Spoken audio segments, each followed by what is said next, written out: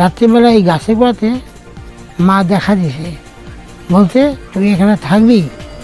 আর এই 2 সপ্তাহ 1 সপ্তাহ পর এখানে জল কুয়া খুঁজতে দিচ্ছি, মানে জলের আসায় ওই যে মায়ের পা উঠছে।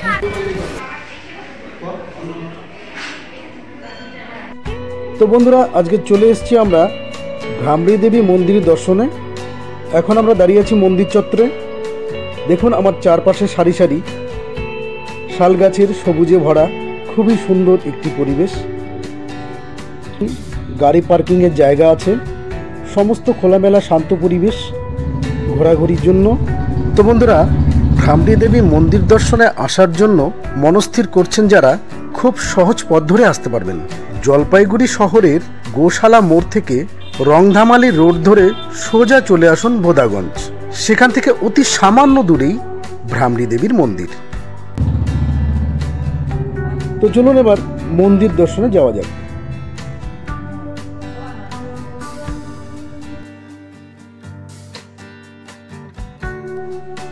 ভ্রামরী দেবীর মন্দির হল ভারতের পশ্চিমবঙ্গের জলপাইগুড়ি জেলার ধূপগুড়ি ব্লকের তিস্তা নদীর তীরে পুরনো শালবাড়িতে অবস্থিত।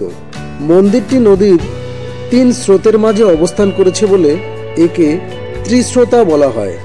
এই শক্তিপীঠ খুবই জাগ্রত। তবে মন্দিরটির অবস্থান সম্পর্কে অনেক গল্প প্রচলিত আছে।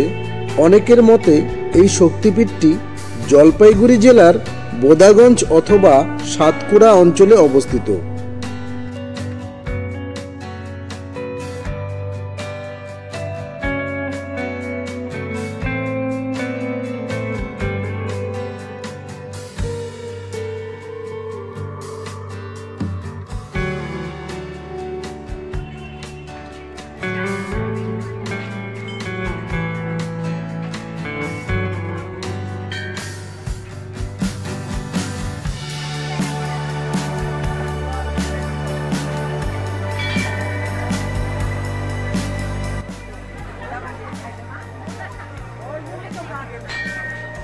কথিত আছে, কোনো এক সাধু এসে এখানে মায়ের সন্ধান পায়।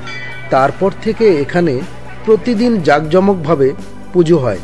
এই পুজো দেখতে বহু দূর দূরান্ত থেকে মানুষ আসে।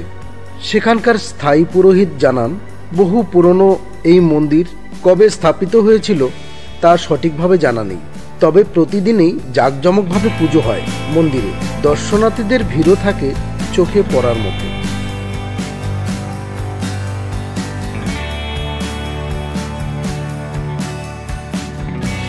আর এখানেই রয়েছে রহস্যময় জোড়াবট।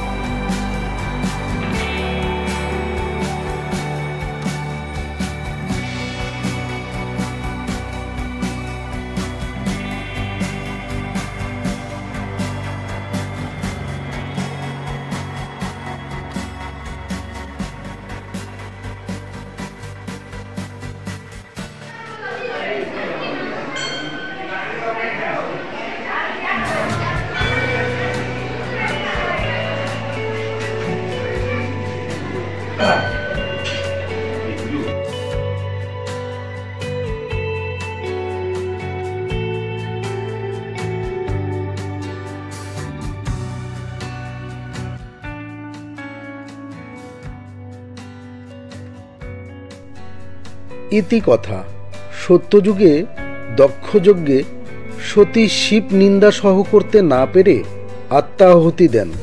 এরপর মহাদেব কাল ভৈরবকে পাঠান দক্ষকে বধ করতে। সতীর দেহ নিয়ে তিনি শুরু করেন তাণ্ডব নৃত্য। ফলে বিষ্ণু সুদর্শন চক্র দিয়ে সতীর দেহ বিভিন্ন ভাগে খণ্ডিত করেন।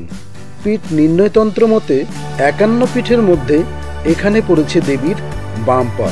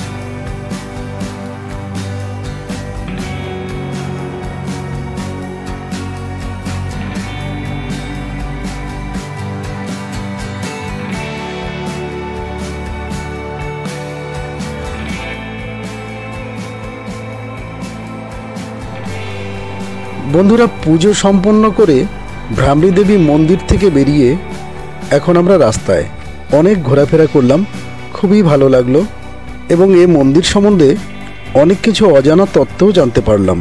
তো বন্ধুরা, এই ছিল আজকের ভিডিও। কেমন লাগলো? ভালো লাগলে লাইক ও কমেন্ট করবেন এবং সাবস্ক্রাইব করবেন এই চ্যানেলটিকে। সবাই ভালো থাকবেন। ভিডিও এখানেই শেষ করছি। দেখা হবে পরবর্তী ভিডিওতে। ধন্যবাদ।